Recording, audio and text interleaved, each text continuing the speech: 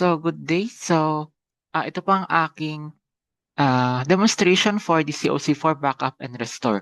So, para masimulan tong demonstration, so ang una ko munang gagawin ay gagawa ako ng folder na iba-backup and restore ko sa drive D ng aking laptop. So, pupunta ako ngayon sa File Explorer, then pupunta ako sa drive D, and then I will make a new folder. So, pangalanan ko na lang to na Hope COC4. Yan. And then dito sa loob ng folder na to, so gagawa ako ng file. So text document na lang aking gagawin. So pangalanan ko lang to na Hope file. Yan.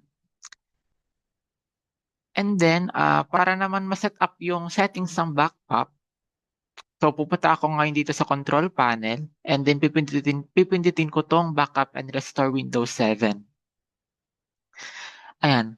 So dito, since laptop yung gamit ko and isa lang yung like pwedeng papag-store ng backup files and hindi yun recommended.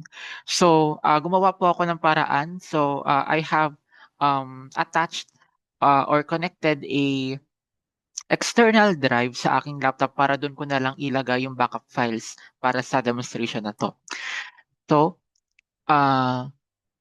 dito, so napindot ko na yung backup and restore. So pupunta na tayo dito sa backup or restore your files. And then, pipindutin ko muna tong change settings.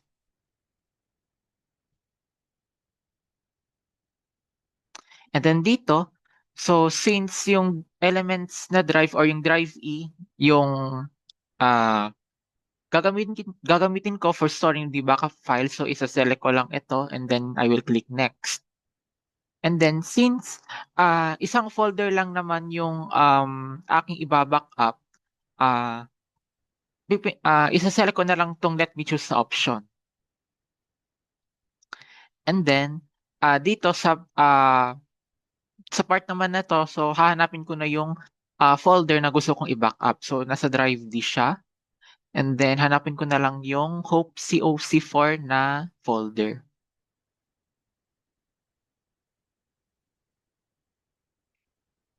To, Hope COC4. Yan, so isa-select ko lang siya, so check ko lang siya, and then I will click next. Ayan, so sa backup summary, so since isang folder lang naman i-backup ko, so ito lang yung mapapakita dito sa backup summary. And then, so ito,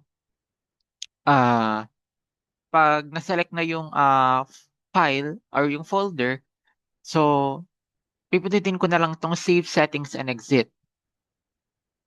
And then, para ma-start na yung pagba-backup, so pipindutin ko lang tong backup now. Ayan, so maghintay na lang kaunti para matapos yung progress ng backup.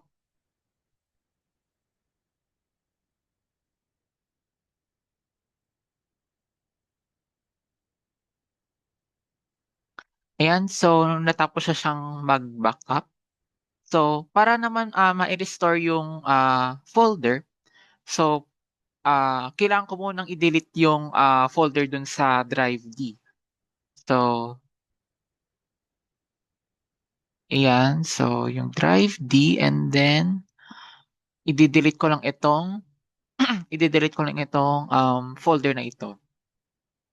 And then para masigurado na deleted talaga siya sa aking laptop, so pupunta ako sa recycle bin para ma-permanently delete yung folder na ibabackup ko.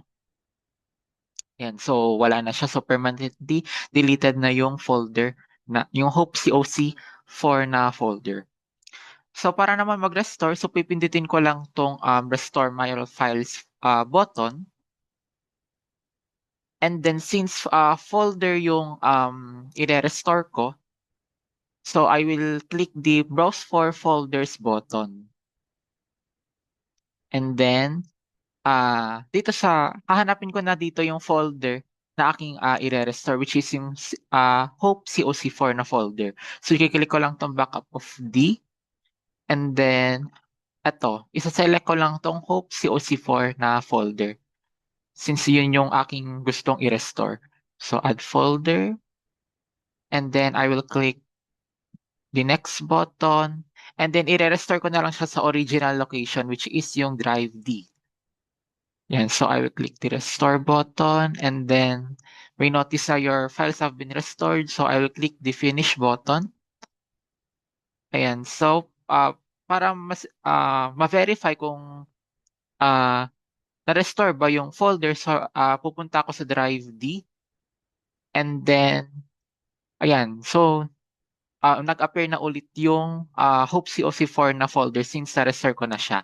And then, nandito pa din yung file na aking ginawa dun sa loob ng folder.